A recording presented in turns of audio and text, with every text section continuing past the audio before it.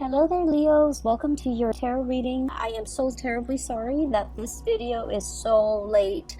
I hope it is still helpful for you. I hope you are still finding it, that it resonates. And whatever you're dealing with for this month, I hope that this provides a little bit of guidance for you. So I actually had two messages that came out for you. So I'm going to talk about them in succession, okay? So first of all, when I was shuffling out the spread, it took me a really long time to form like an image, and then once that image came out, the cards started coming out. So what I saw was very distinctly, there is a man, he's driving down like a very mountain, hilly road, okay? It's a 2-lane street, and there are a lot of hills, so he's going up the hill, and he's in this really small, white, compact car. It's a very small car. It looks almost like the 80s in rural America somewhere. It looks like the 80s. So he's like, I can only see the back of the car. And then he goes up the hill, and then as he descends the hill, you see this power plant, okay? And power plants has that insignia that denotes radiation. So there's a power plant. It's white. It's looming in the distance. So it seems like that's his final destination. And then you see him getting closer and closer. The power plant looms larger and larger. It's emitting smoke. And then his car kind of stops at the gate. There's like security.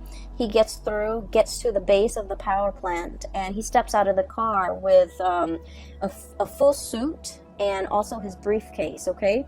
So I was thinking that he works there. He works in this very intimidating, looming, like, it seems like for many of you, you might work in an environment, in an organization that is like heavily scrutinized, okay? That's what it feels like to me, because the power plant is huge. It's emitting smoke, so who knows what it's allowing to leak into the environment, right? And then on top of that, it has this huge radiation sign, okay? Is huge. The emblem is like on the side of those smokestacks almost. So I feel that for many of you, for whatever reason, there's a lot of commotion around the work that you're doing. Either the company, the organization is facing a lot of scrutiny from the press, from the public, from the neighbors even that surround that physical structure. And so I do feel like, I feel that a lot of you guys identify very strongly with the work that you do. You want work that is meaningful. You want work where your skills and your talents can be on full display. And especially for many of you, you might be like the voice, the face, the model, the mascot for whatever it is that you're working at. You might be a sales rep, for example, for a company that you work at. So you're kind of like the face of the product, okay? You could be very visible in the limelight, especially for many of you. A lot of Leos are politicians, okay? And so I do feel there's a lot of like, you're kind of like in an environment that might be facing a lot of scrutiny, and you're doing the damage control. You might be the PR person that everyone reaches out, and you might have to deflect questions, you might have to create your own red herring in order to distract people from something. From something. You might be hired to take on a position so that you can do damage control. You might be hired on by a firm in order for them to fix something that they've made a mistake on. Now, we are moving away from that November time frame, and November time frame was problematic, especially for a lot of work environment, and especially for when it comes to their public image, because we had a very profound Mercury retrograde period where a lot of deeply buried things are coming to light, okay, or were coming to light. It was in the sign of Scorpio, And so I felt like a lot of things that people kind of sweep under the rug, a lot of deep, dark held secrets, especially as it pertains to companies, organizations, and work environment and things like that. Things that people in power were trying to hide from the public, or truths that they were trying to distort, or you know, just things that they shove away when no one is looking. I feel that all of that might have come to light recently, and as a result of it, you're kind of called in to do some damage control. Okay, so that's what I was feeling. I just feel like the work environment that you're in is facing a lot of scrutiny. The people you might work with, they might have their own personal issues that's facing a lot of scrutiny. Okay, and they're faced with a lot of scrutiny. And I am sensing a lot of people will come to you for the month of December, asking for advice, like, should I do this, should I do that, because they're really concerned about their public image.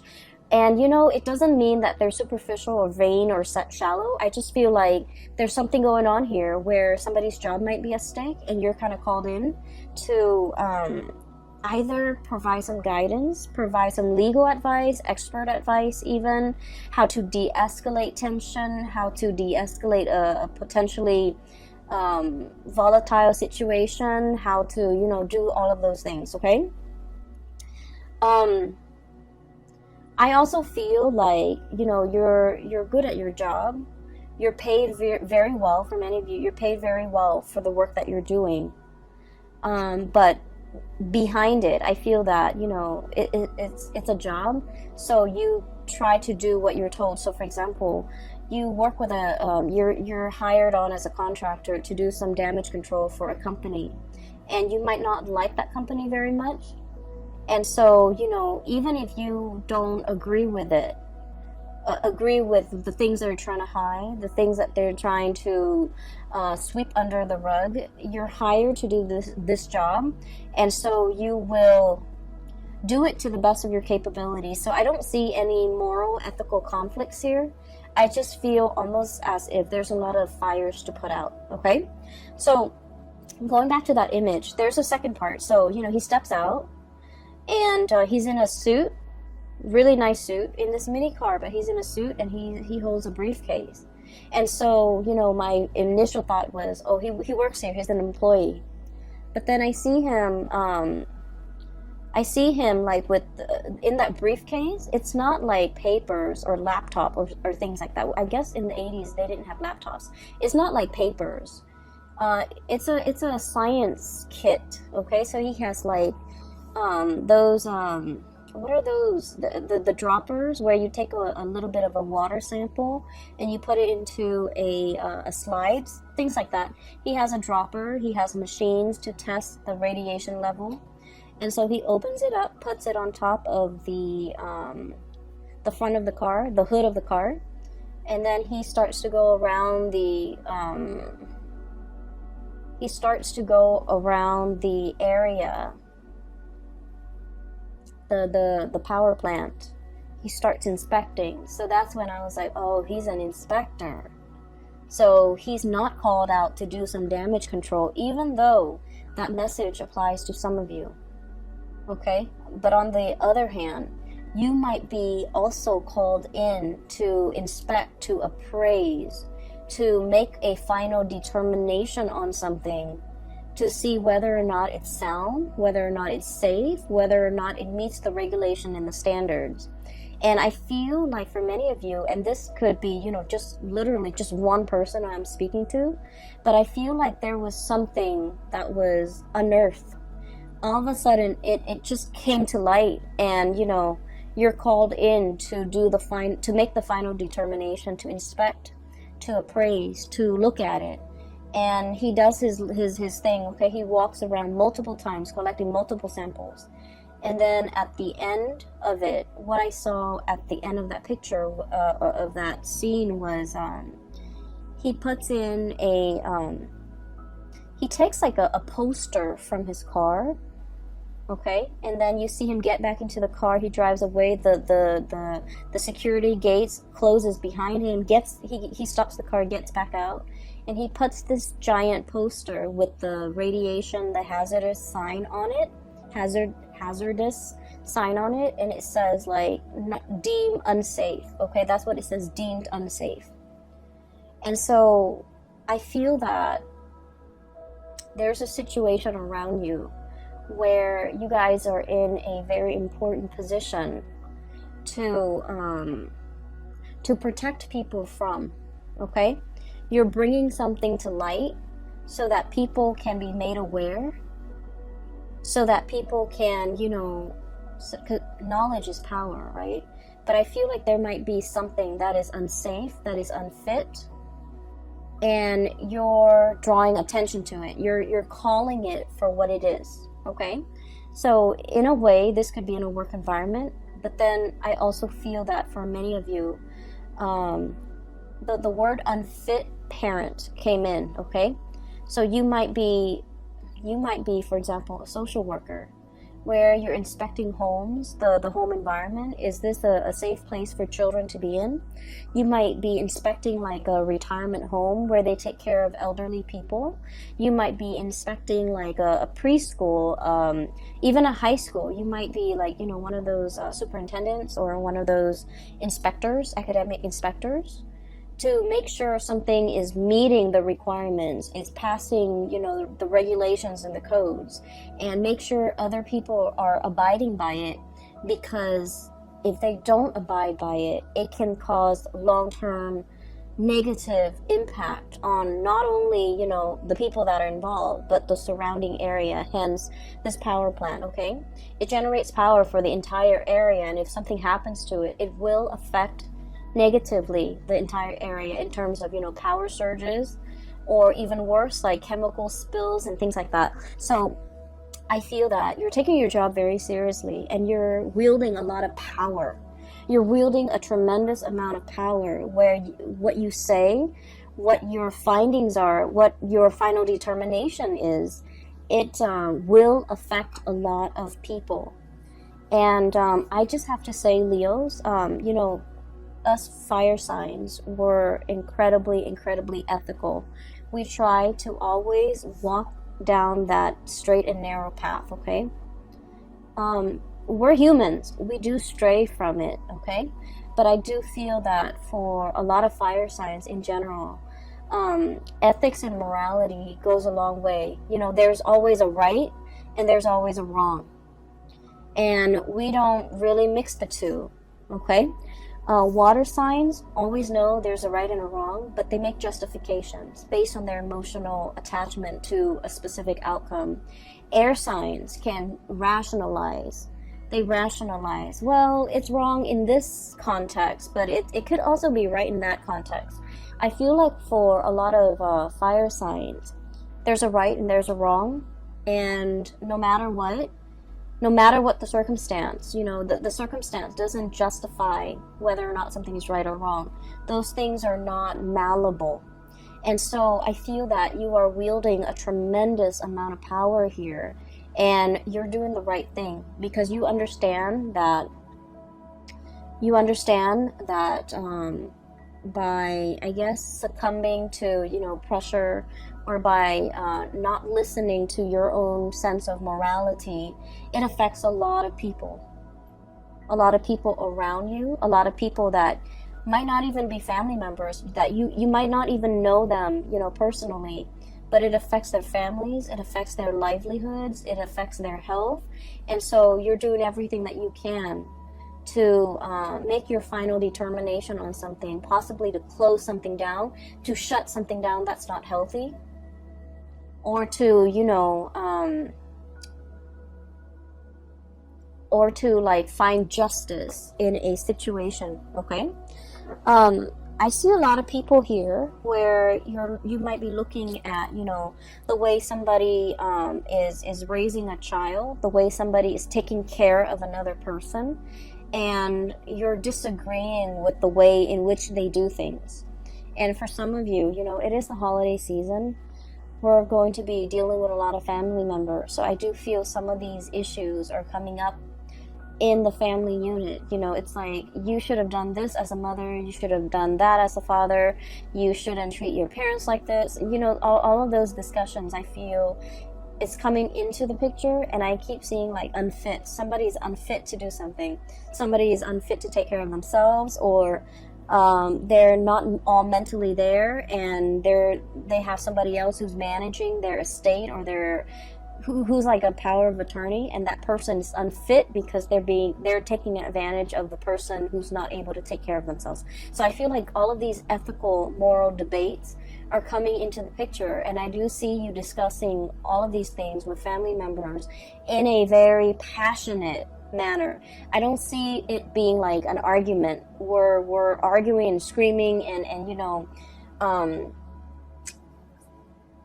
slicing each other left and right. I don't see that. I just feel heavy discussions over somebody's qualifications, over somebody's capabilities, over, whether or not something is fit, or whether or not the situation needs to be shut down and closed off. Okay, so that's what I'm seeing. And we're 16 minutes into the reading. I just wanted to get that out of the way, okay, because I felt like it's much calmer now. I feel a lot calmer. The power plants, the looming sign, that radiation sign is so strong. Like it was so big, it was so visible, and I feel that that message needed to be conveyed, because I feel like there's a potentially toxic, hazardous situation, and it needs to be called out. It needs to be labeled for what it is, so that people know to avoid it, and it needs to be shut down.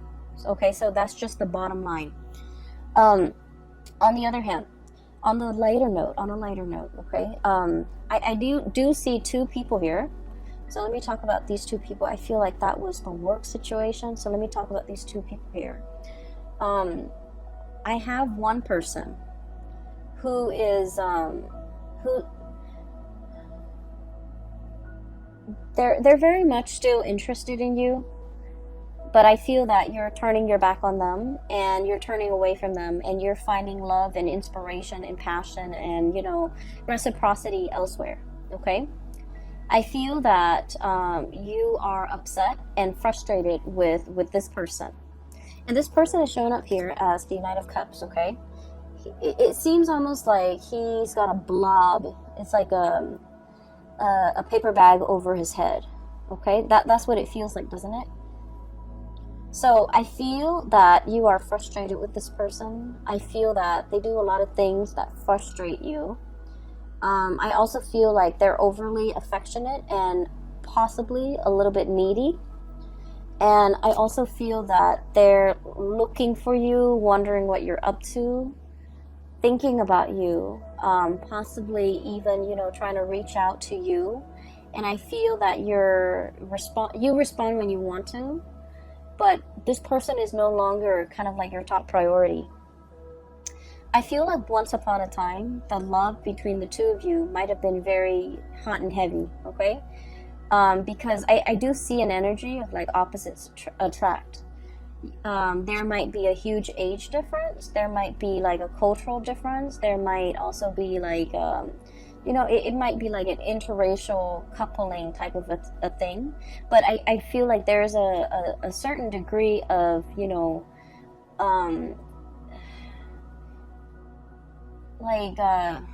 guys are very dissimilar, okay? Very different from one another. And there's a certain degree of mismatch, and because of it, it's very passionate, it's very fun, it's exciting, but it ceases to be those things, because I do feel that you might be turning elsewhere for love and for validation and for a relationship. And so this person is wondering what you're up to. This person is like not really sure how you feel about them, and they wish they could know how you feel about them, because they're wondering and always thinking. And if you are a cross watcher, and this sounds like you, I just feel like with fire signs, what you see is what you get. Okay, fire signs are very straightforward.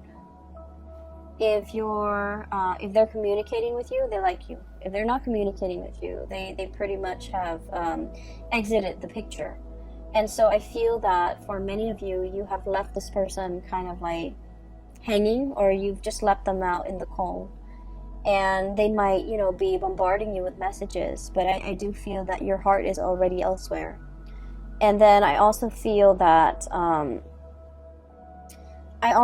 for some of you, you might, in like at the end of the day, decide that this whatever you had with this past person, I feel like it was lacking in emotional depth. It was lacking in, like, you know, it's like you talk about one thing and then they don't have an interest in it, so they steer the subject somewhere else. Or they talk about a certain topic and you have no interest in it, and so you just kind of like change the topic. So I feel like there's very little compatibility, and it created a situation where there was no chemistry. There was no emotional depth to the conversation, to the interaction. And when you it can feel to me like it's very time consuming or quite draining to be around this person. Not because they're a bad person, it just feels to me like it requires a lot of effort just to keep the conversation going, because you guys don't have a lot in common. I do feel that they really like you, and I do feel this person is incredibly intelligent, incredibly smart, but they're very smart. Queen of Swords, super smart, okay? Their mind is very sharp. They're very discerning and perceptive, and you know, they're probably like the really book smart type of person, but emotionally they're not very intelligent.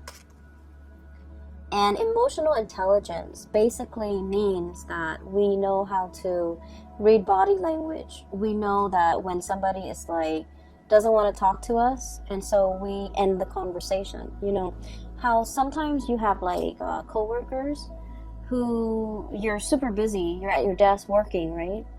And they see that you're working, but they keep talking and talking and talking. And you don't want to be rude and tell them, hey, you know, I'm working, get out of here. That's what I mean by emotional intelligence. Being able to read nonverbal communication, being able to pick up on, you know, people's state of being, being able to, being aware of your surrounding, looking at people and being able to read facial expressions to know if they're sad, to know if they want to be approached, to know when they want to be left alone. Emotional intelligence. So I feel like somebody here is very incredibly intelligent, but they might lack the emotional intelligence, okay? And so I feel almost like, you know, you could have a bad day and you want to talk to them about your bad day, and they, you know, you look distressed, right? And they should know that. And then rather than letting you vent, letting you talk, they steer the topic away from something that is not even remotely important.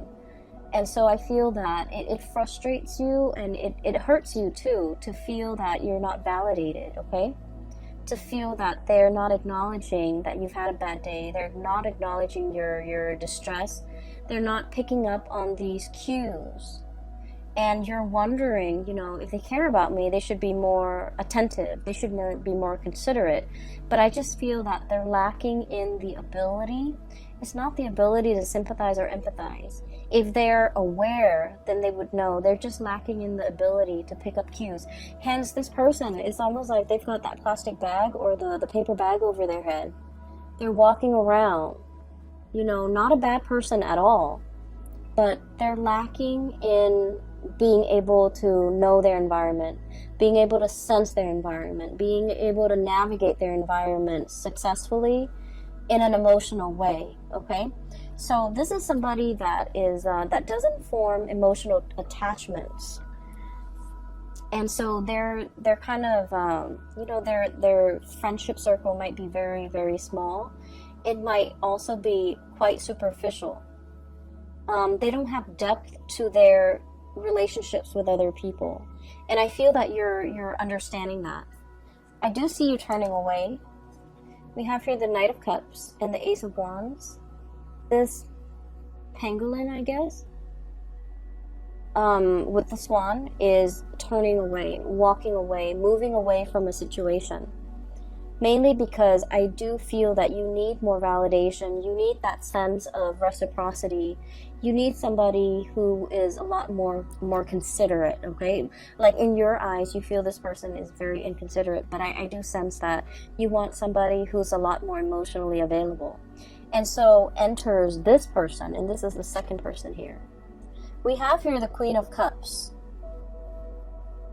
And I'm not reading the suit as a person anymore, because we have a lot of cross watchers. We have a lot of people with different planetary aspects. And, you know, astrology is very complicated. It's the sun sign, the moon sign, the rising sign. That's like scratching the surface. That's like 3% of what astrology entails, okay? And so by saying, you know, this is a water sign, sun, moon, or rising, I feel that it just glosses over the entire study of astrology. And so I'm going to read it as just, you know, the energy of a person. This is somebody who's a lot more emotionally available, okay? Just emotionally available. You have a strong emotional connection with them. And because you have such a strong emotional connection with them, you start to feel passion and chemistry with them. You start to feel, and I do feel like this person is quite attractive, very beautiful, very attractive. I'm seeing somebody who's like very well dressed, okay? Like they dress really, really well. They look presentable. They look very nice. They smell good. They're always clean. They're made up, so like they could have a lot of not a lot of makeup. There's nothing wrong with wearing a lot of makeup, but I feel like they're dressed to go out. Like every time you see them, they look picture perfect. They're dressed to go out. They take care of themselves. They look great, and they're beautiful and attractive. And you know, they just look clean, and they just look like they know what they're doing. That they know, that they're aware. You know, whereas this person was kind of like fumbling in the dark. This person is very aware. And so you're shifting from the energy of one person who's kind of clueless to another person who's a lot more, I guess, considerate, a lot more attentive, a lot more observant. A lot more observant. I also feel that you could be dating two people. One person is quite fun. The other person, there's a very strong emotional connection. There's strong attraction, but they might be a little bit more on the selfish or the possessive side, okay? So one person might be a little bit more possessive. Like, I didn't mean to say selfish. I meant to say jealous, but selfish came out, so maybe.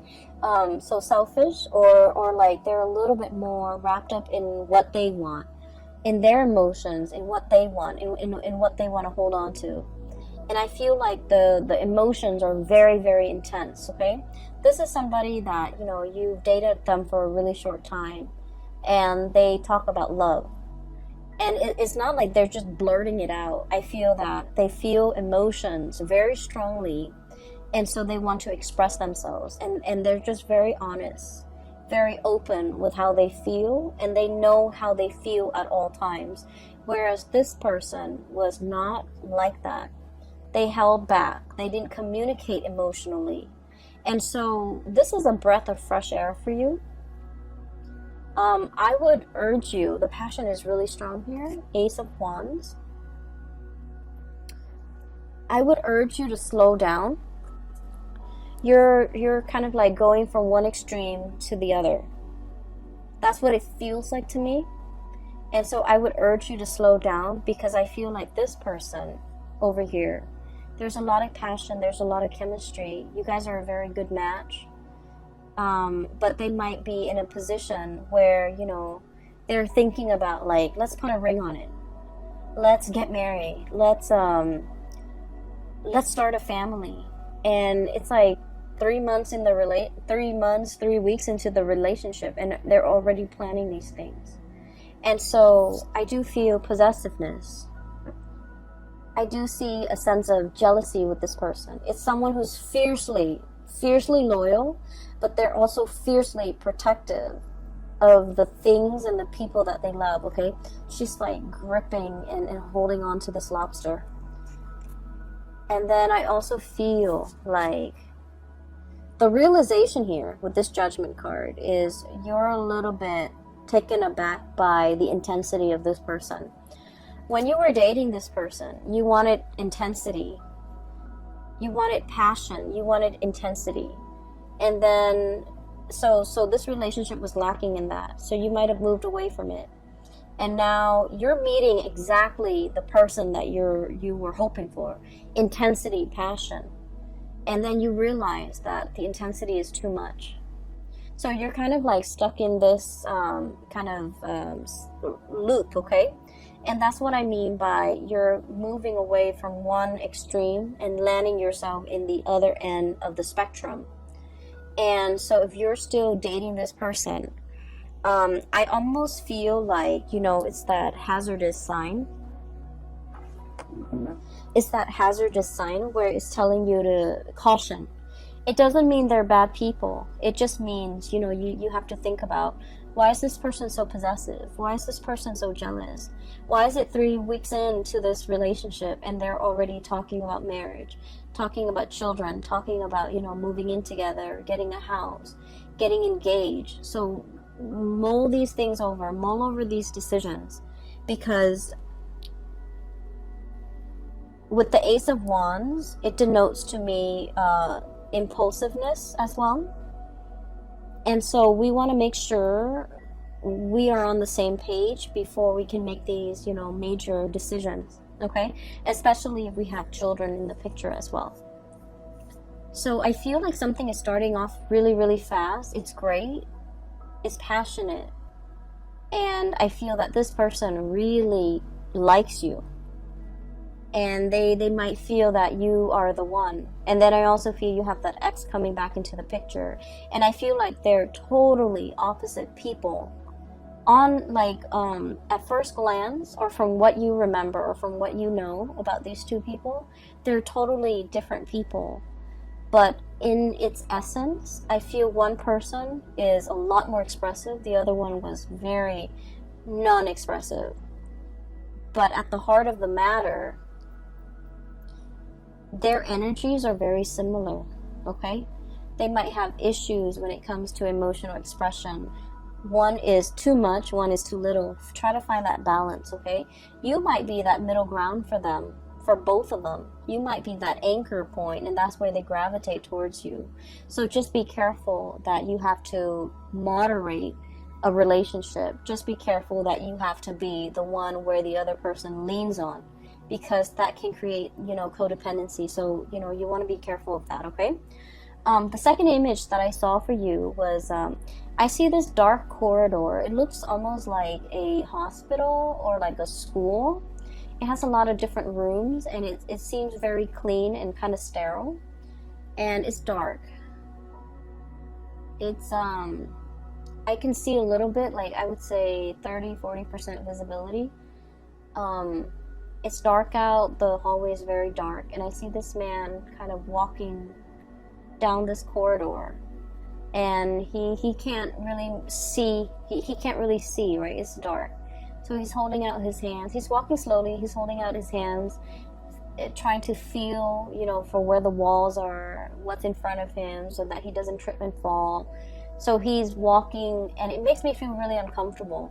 I'm looking at him walk down this hall, but I feel the discomfort because, when we're in that kind of an environment where we don't know what's underneath us, where we don't know what's 10 feet in front of us, it can feel very unnerving, and it can also feel just really uncomfortable, vulnerable and exposed and uncomfortable. Okay, those are like the messages that came through, especially like vulnerable.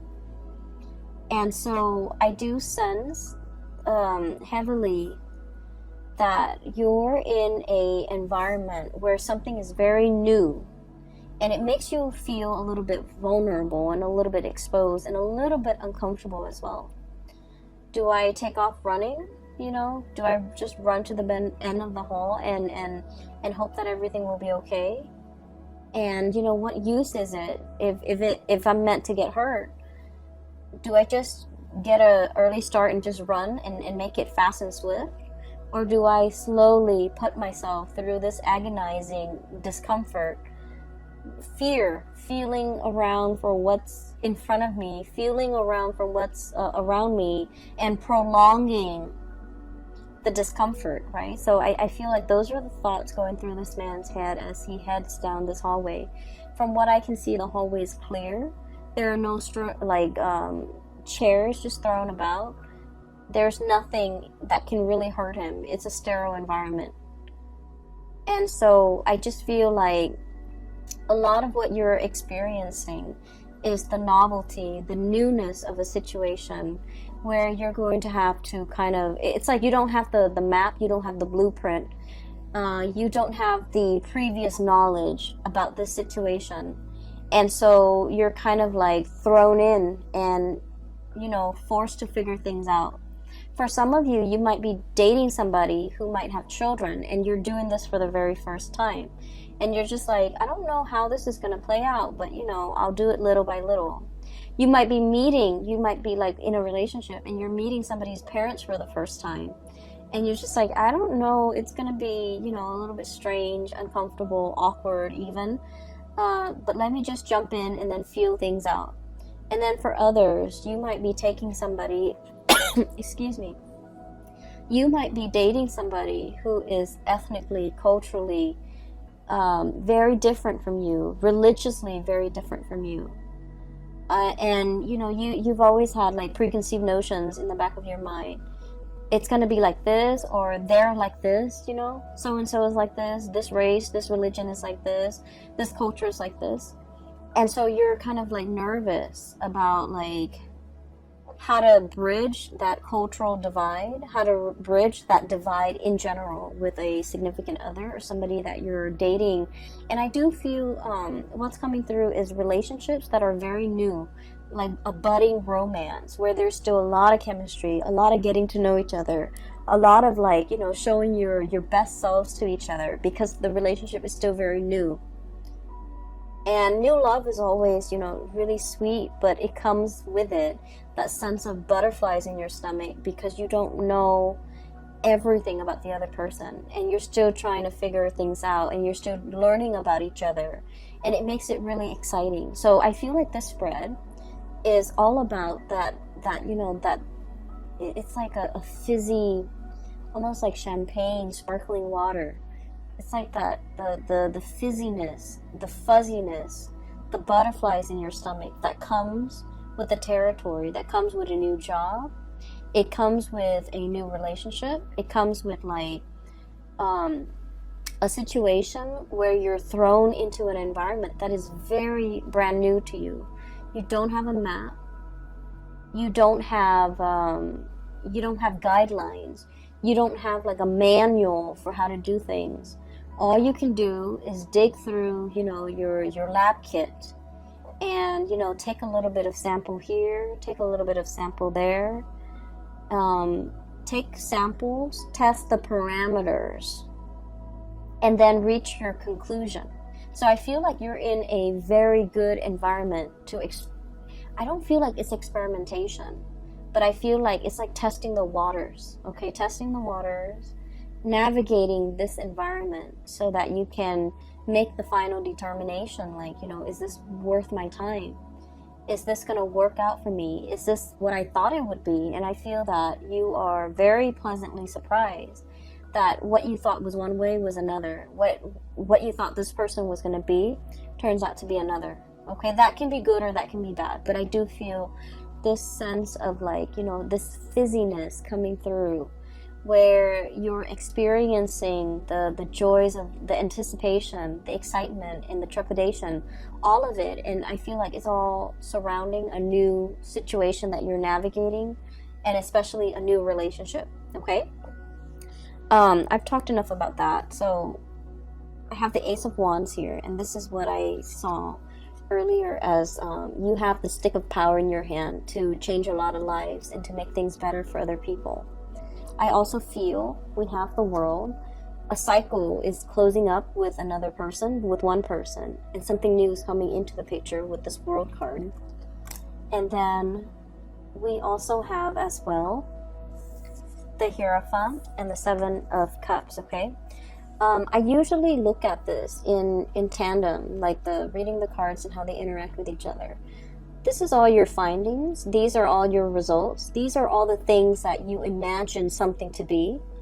And you're making that final determination, writing up your analysis, writing up your assessment, writing up your findings.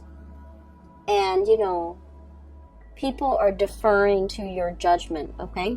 So the last 4 cards is very much about, you know, the major energies for this year, because we have the Hierophant and the Hangman, which are major arcana cards. So I do sense here a conclusion is reached.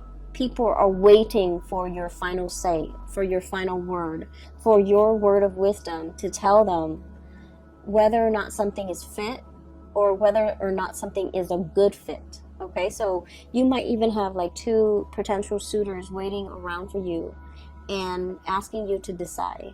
Okay, asking you to decide. Like, is it going to be me or is it going to be that other person? And I feel like you've already made up your mind, because you want to go for that relationship that has a lot more emotional depth to it. And you're meeting somebody that will show you the depth of emotion like nobody else can. Okay, I will leave it at that. Thank you so much for joining me for this reading. I hope it is helpful for you guys. And I promise you, I promise, okay? And this is no joking matter. I will get your videos out on time.